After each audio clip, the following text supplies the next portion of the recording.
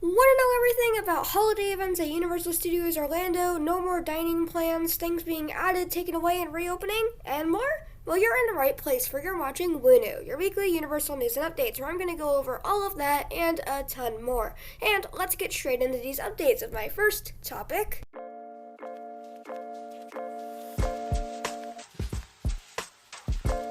Holidays, where we have one really important announcement. So this week, it was announced that holiday festivities will be returning to Universal Studios for a total of 51 days and nights starting on November the 13th. Now, this is pretty big, and though it was expected that this would return, we now have it for sure. All of these dates are on Universal's website if you want to go check them out, and holidays will be returning, and as we see from last week, Grinchmas and all of its performances will also probably be returning with the events. So that's something about an event. However, let's look at stuff that's happening in the parks currently in my next topic.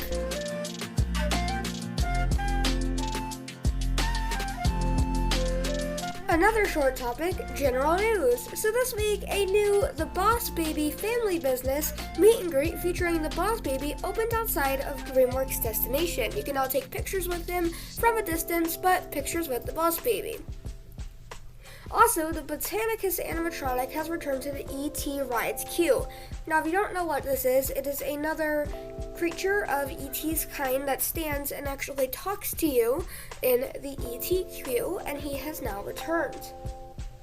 Also, the nighttime light show returned to Hogwarts on July the 1st. This is a really cool lighting spectacular, and it's nice to see it coming back because we haven't had something like this at the Hogwarts Castle since Christmas time.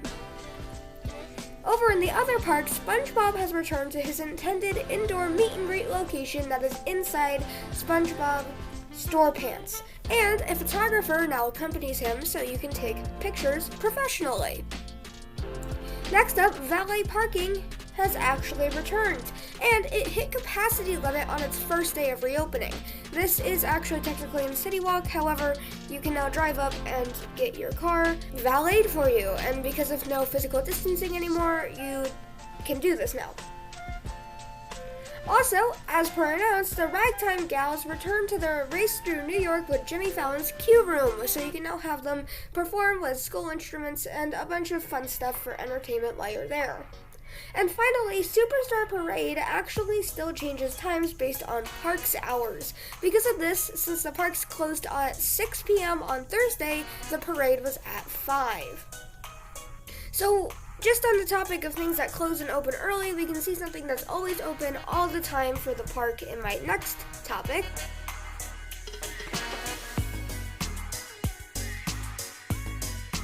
Food and restaurants, where I have stuff for younger ages and older ages. So for the younger ages, Studio Suites actually reopened, and it now has a brand new refurbished floor that looks all nice and colorful. As for the thing for adults, Finnegan's received a new alcoholic Raptor juice box drink. It has mango rum, sour pineapple, passion fruit, and blue kookaroo. As for just a big update, Universal has stopped selling their full and quick service dining plans, meaning that dining plans no longer exist. Now, if you pre-bought one of these, you can still use it. However, we don't know if they're reinstating different dining plans or what. However, they're just gone now. You can't buy them anymore. So that's some food that's in the parks. However, we can look at a place that has arguably better food that's out of the parks in my next topic.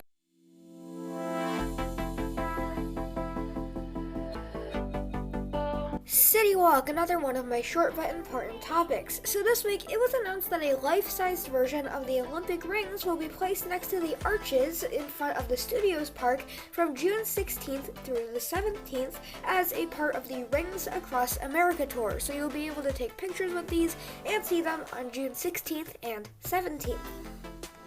So those will be brought in but not built. However, we can look at stuff that's going to be built in my next topic.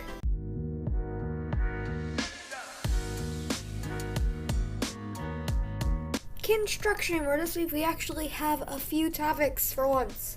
So this week, the bypass bridge near the Velocicoaster actually got some resurfacing so that it looks a little bit nicer because it was actually already receiving some wear and tear. And now it looks more smooth and more themed to this area.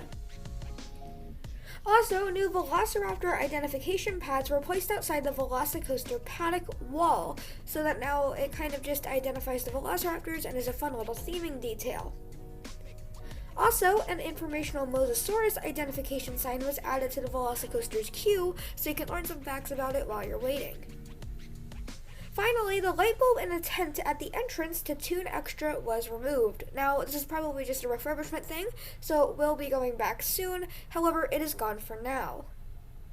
So these are some very small details. However, people who can notice them from time to time that they go are the people we'll be talking about in my next topic.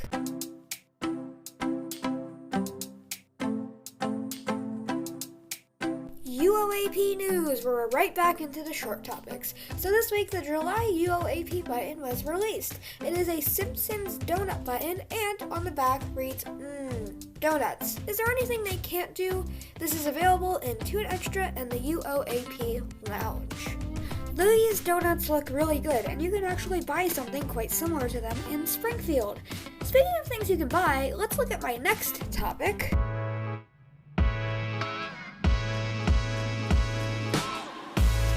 My final topic, merchandise. For this week, new Jurassic World phone cases were released. They include ones themed to the Velocicoaster, T-Rex Encounter, Raptor Country, Tropical, Raptor Chaser, Mr. DNA logo, and Mr. DNA.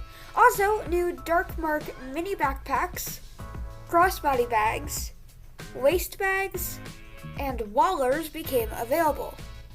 So that's everything that I could find in Universal Studios Orlando this week, and wow, this was quite a short week of just updates. I am happy that it's shorter, as this is kind of the end of my time in which I had plans, which I talked about in another video.